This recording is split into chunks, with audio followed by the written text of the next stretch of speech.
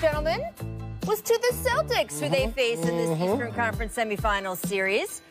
Only one team allowed fewer points per game than the Celtics this regular season, and that would be, oh wait, their semifinal opponent, Toronto. So as these two elite defenses get ready to clash, we have Kyle Lowry back in the lineup for the Raptors after spraining his ankle in Game 4 of their first-round series against the Nets. Is his ankle ready to contain Kemba Walker? Looks like we are about to find out. Welcome into The Jump. We are coming to you from our socially distanced LA studios located on Kobe Bryant Boulevard, newly renamed here in downtown Los Angeles. I am joined by NBA champion Richard Jefferson. We are joined by Richard Jefferson's shoes, which will be playing a key role in today's discussion. They're silver, they're shiny, they're very happy. And the man with the silver shiny 2 trophies, because he's both a champ and a finals MVP, Paul Pierce. Welcome to you, and to both of you down there. Thank you. Very nice. All right, guys, coming up, we are going to be talking about all the games today, but first, I want to get to this. What a historic week. For the first time ever, a mass 3-day walkout by NBA players protesting the police shooting of Jacob Blake in Kenosha, Wisconsin. That's only about an hour from where the Milwaukee Bucks play, and it was the Bucks who initially lit the spark that thread through not just the entire league, but to multiple other sports, athletes across the U.S. and Canada, making it clear that more meaningful change simply has to come, and it has to come more quickly. In response, the NBA's team owners, some of the richest and most powerful men and women in the country, have now agreed to do more, especially in the fight against voter suppression. And yesterday, when players were ready to return to the court, we had basketball again, but with a sense of purpose. Here is Bucks star Giannis Antetokounmpo, along with Jacob Blake's father, who told our Dave McMenamin what the Bucks' protest meant to his family. Take a listen. Obviously, unacceptable. It was unacceptable. You know, I was able to talk to his family. We talked to his family as a team. You know, it's tough, man. It's tough. You know, we talked to his family, as I was saying. We were able to feel what they were feeling. We talked to his dad, and I think that was one of the biggest things that I've done as a basketball player in the bubble so far. It was powerful. We came together. It touched me as a person. It touched me so deeply that I shed tears over the phone. They could hear me crying, and Giannis told me I made him cry in front of the whole team. I didn't intend to make them cry, but they felt me and I felt them, and I am the newest Milwaukee Bucks fan.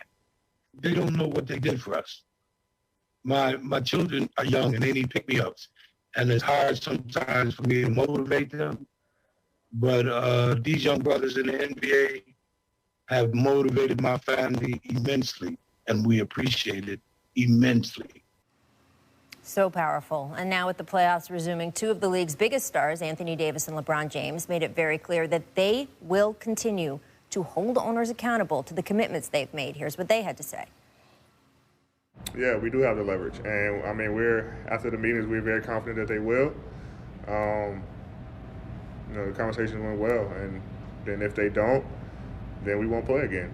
You know, it's simple as that. And, you know, but I say after the meetings, you know, it was very, very powerful meetings, impactful meetings, and you know, I think the owners will. All you can do is give me and give us your word, and I'm gonna hold that with the utmost respect. And if the word that you've given me is not fulfilled, then we'll tackle that moment. But I don't think that. That smile from LeBron and really those strong words from Anthony Davis. We could do this again. Paul, where do you feel about where the NBA is right now? Player side, owner side, fan side, where do you think we've gotten to? I think we're in a good place. I think we're heading in the right direction. You know, the key thing is we kept the racial injustice conversation alive, and it showed tremendous power, how much power the players have on a multi-billion-dollar industry. I mean, can you think about that? And across the sports world, the conversations are there. You know, the players, you know, they hold the leverage, like Anthony Davis said. They hold the leverage. The league can make larger, more permanent commitment to social justice issues. And so I think we're in a good place. Yeah, and for me, like you said, the leverage. And it's not leverage against the owners, it's leverage with the owners. If the owners stand by your side and say, hey, we will help you enact the change that everyone believes can make this a better country, then I think that's the leverage you want to use. Because, we talked about it. You can get senators on the line. The Milwaukee Bucks were owned by Senator Cole for many years. So you can get the most powerful people on, together and say, how can we help these communities? And I think that's the leverage that you need. And again, it is not NBA players' jobs to fix racism, right? And it is never the job of people who are the victims, right, of such a strong history, hundreds and hundreds of years of oppression, to be the ones to fix this in the first place.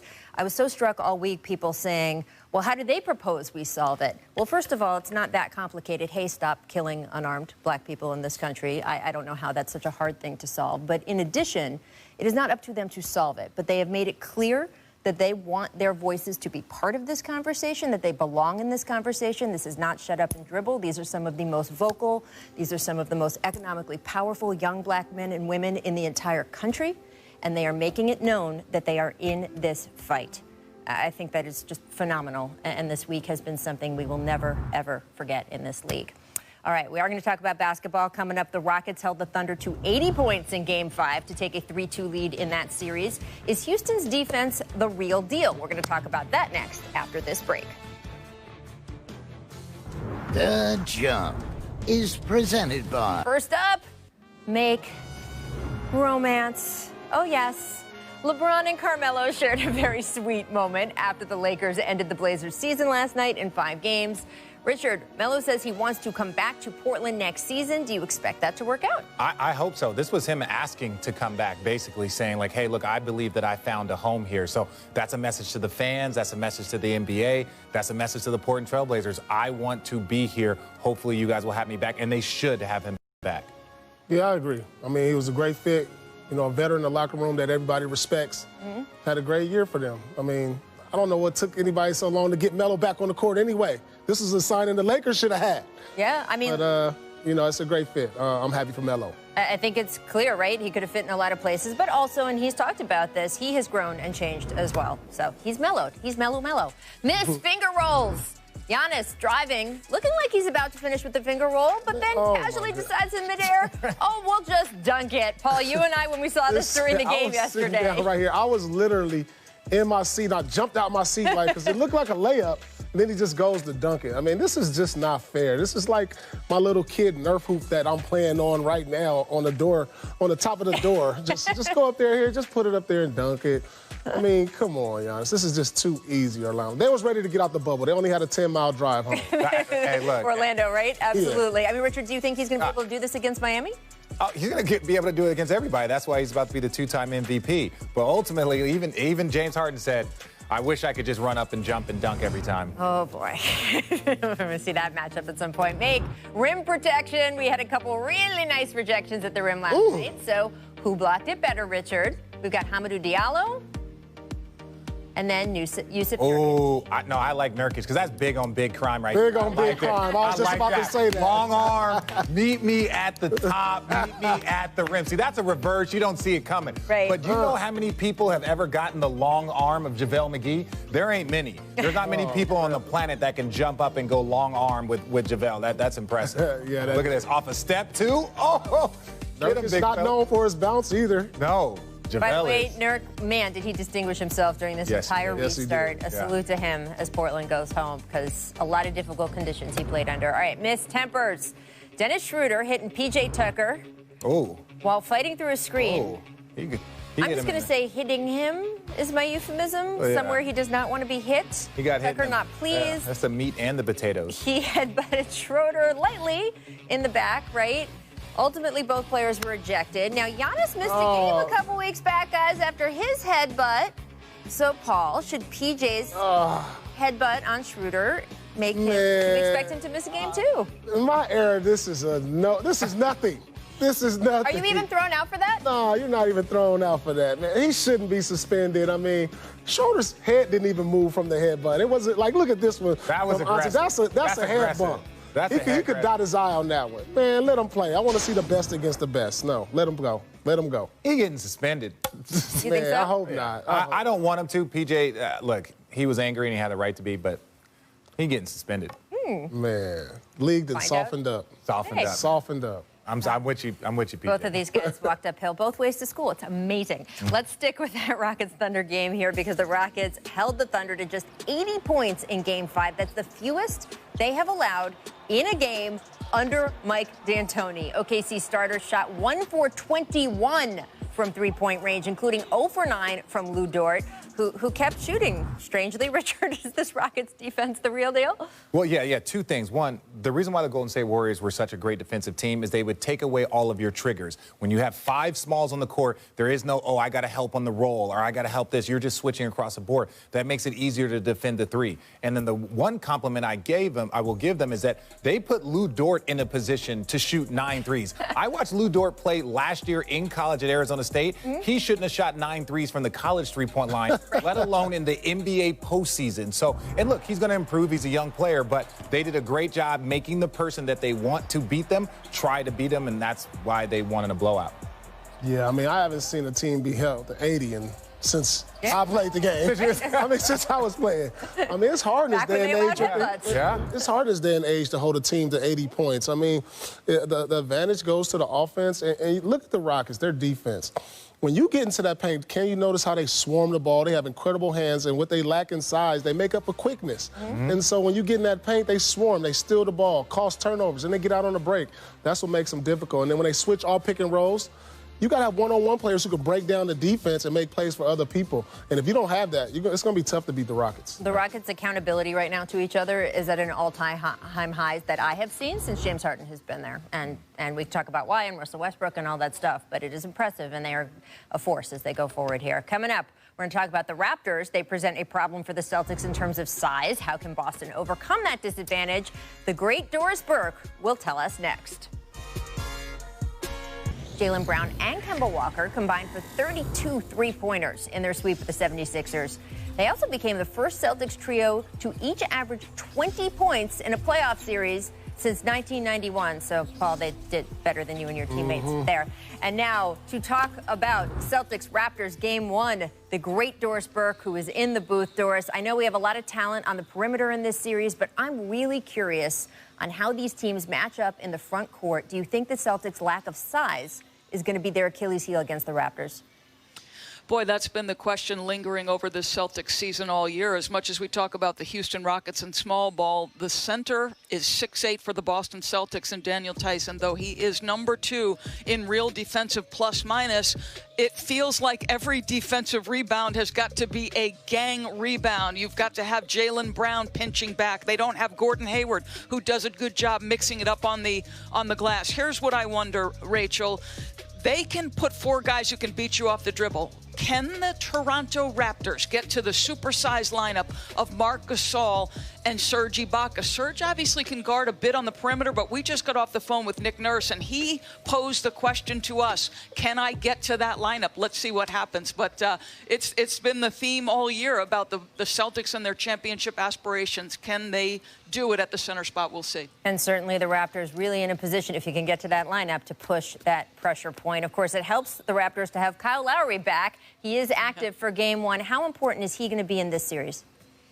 You know, Masai Ujiri once called him the bull of this team. He's crucial. And the reason I say that is you're talking about the guy who's leading the league in charges taken. We're talking about a defensive team that's second in efficiency. There's not a bad defensive player on the floor, but this guy's energy, his toughness, his willingness to dig it out on the defensive end, doesn't matter if he's outsized. And, you know, it's interesting. Lowry in the matchups early, and there were some guys missing, but he drew Tatum a number of times. So is this the matchup we see? I certainly expect to see it at points. But listen, as they try to groom Pascal Siakam to be that guy and go get a tough 2 when necessary, I still like the option of Kyle Lowry as a guy who can get me a tough 2 or a big 3. Absolutely. Kyle Lowry's stubbornness was something that was held against him at the beginning of his career, but he's honed it so much now. It is now the backbone of this entire team. Doris, thank you so much. We will see you back at the top of the hour. And up next on the pregame show, I'm going to ask Richard and Paul if they believe Luka will be able to force a Game 7 against the Clippers later today, despite losing Kristaps Porzingis for the rest of the playoffs. Keep it locked to the jump. We'll break it down.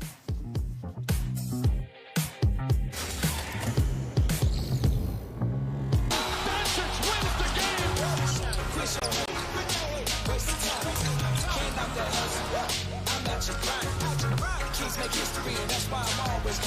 Luka Doncic is one of the most talented guys we've ever seen, especially at this point in time in his career. The Clippers have a team full of dogs, but Luka's the only one barking right now.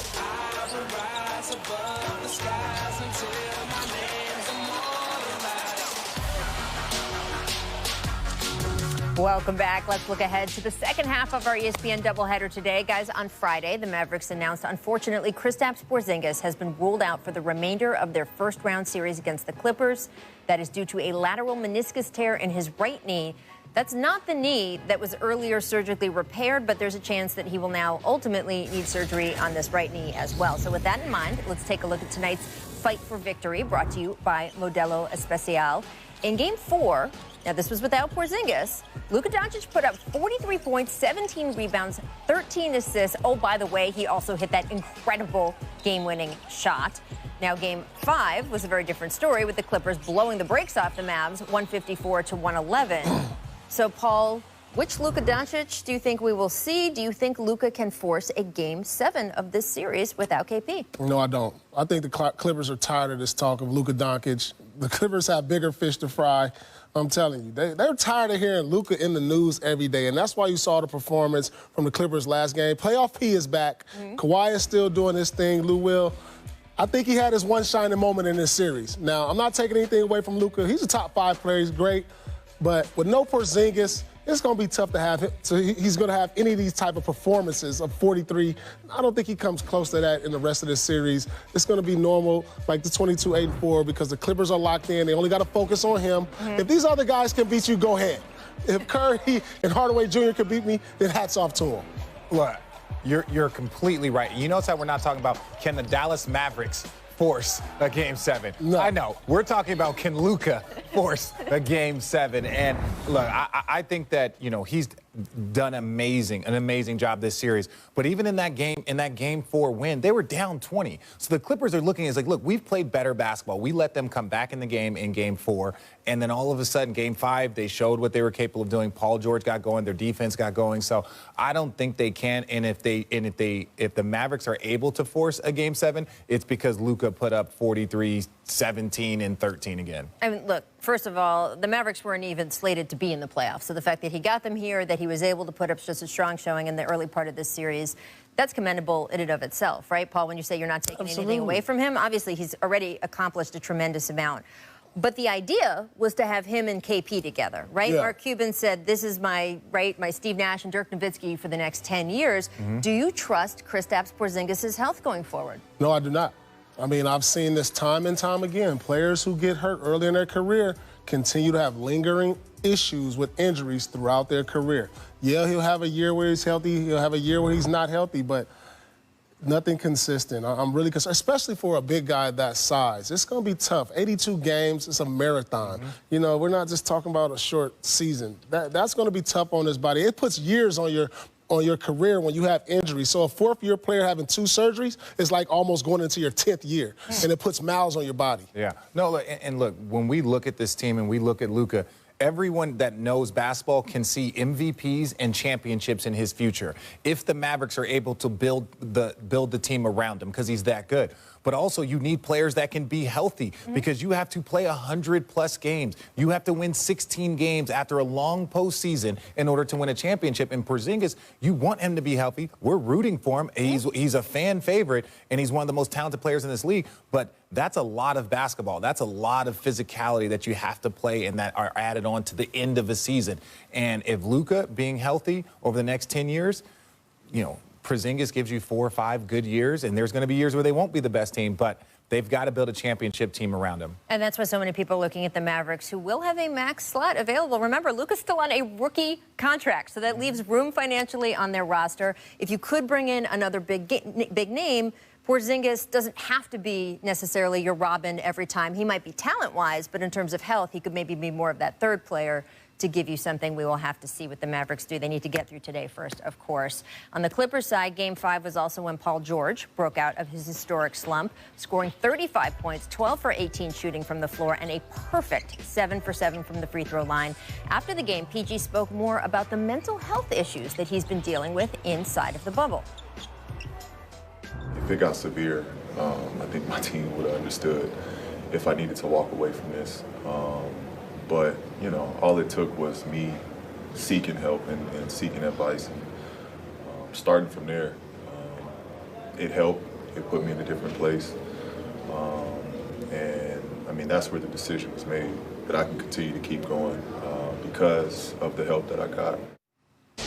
Honestly, we've had Kevin Love obviously elevate this conversation, DeMar DeRozan. To have a player of Paul George's level in the middle of a playoff series talk about this, I think is so important and illuminating for people who hold up basketball players as sort of the ultimate machismo male example.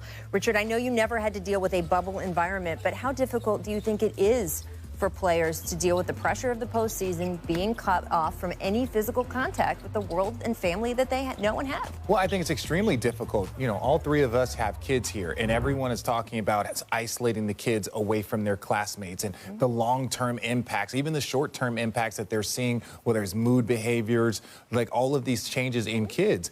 And it's the same for adults. If you put these adults who were with their family, like isolated with their family for months, and now all of a sudden they're in the most competitive situation. There's a ton of stuff going in the world around them. There's a ton of pressure on them, and now they're isolated from their kids, their parents, their family. There's a lot of stuff. Gordon Hayward's, you know, about to have a baby. You know, Conley had a baby from the Utah Jazz. So it's like, you see the world is still going on, and they're isolated. So that can have some issues, and especially if you're not playing well. Now all of a sudden the media attention, anytime you turn on the TV, they're like, what's wrong with Paul George? What's wrong with Paul George? What happened to playoff P? So now it just compounds it. So it becomes extremely difficult. Extremely difficult. Let me tell you something about the playoffs. They're an emotional roller coaster. You know, you play one game, you're on the ultimate high, you feel good, you're with the guys, you might be playing cards the next day, shoot around, you lose, you don't talk to nobody. You go in the room, you go home, you go in your room, you sit there, especially me as a young player in the playoffs. But as I got older, we lose that playoff game, yeah, I'm in the dumps, but now I go home, I hug my daughter, I hug my wife. You know, it takes me out of that place. And now when you don't have that in this setting, it can put you emotionally in the dumps, and I can see that.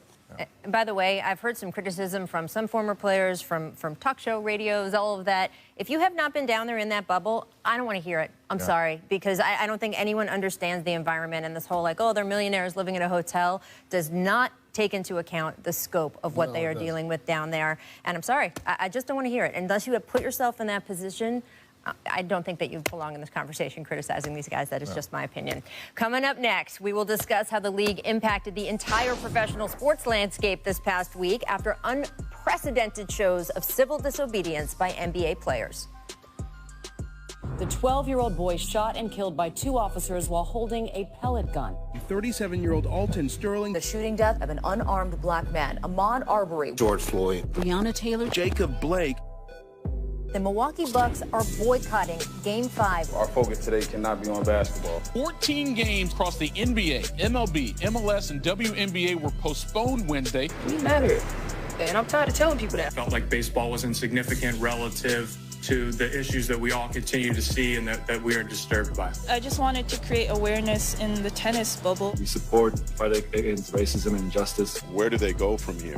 The NBA playoffs will continue. It's not the NBA's job to solve the world. It's the NBA's job to be part of the world. I think we've accomplished that part. We're human. We have real feelings, and I'm glad that we got the chance to get in the room together to talk with one another.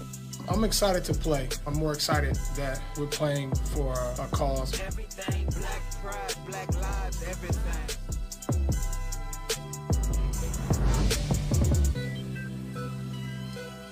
In Wisconsin, we've seen the horrendous video of Jacob Blake being shot in the back 7 times by a police officer in Kenosha, and the additional shooting of protesters. So our focus today cannot be on basketball.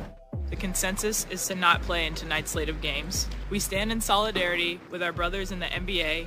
I think the most difficult part is to see, like, people still don't care.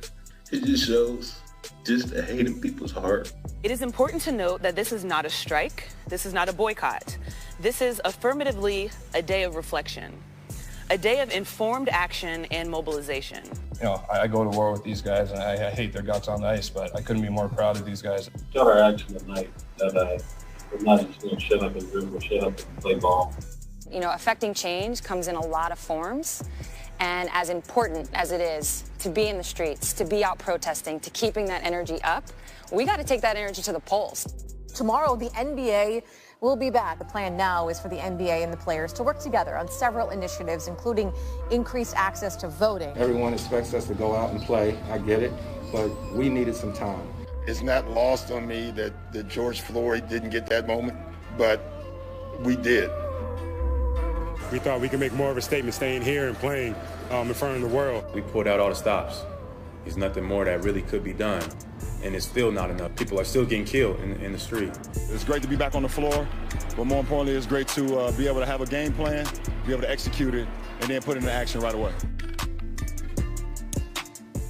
Just unprecedented actions taken by NBA players, and they've caused a ripple effect throughout professional sports. 6 WNBA games were postponed after the NBA players decided to take that pause. 4 NHL games, 11 Major League Baseball games, 5 MLS soccer games, and 9 NFL teams canceling practice on Thursday in solidarity. So, Richard, how much does this help NBA players stay the course in this fight for social justice, to see what that happened across all of the other sports, and that fans aren't just keying in on, well, the NBA did this. It is literally every athlete in every sport that we've seen, even tennis. Yes, yeah. You know, when we saw Naomi Osaka sit out at her semifinal match, it's, you know what it is? It's comforting to know that people are supporting you, that athletes from across, you know, multiple sports are supporting you. So many times they talk about the NBA being one of the most liberal leagues, you know, in the league, in America. And now you see that it's spreading, it's growth, and it's, you know, this was an impactful moment,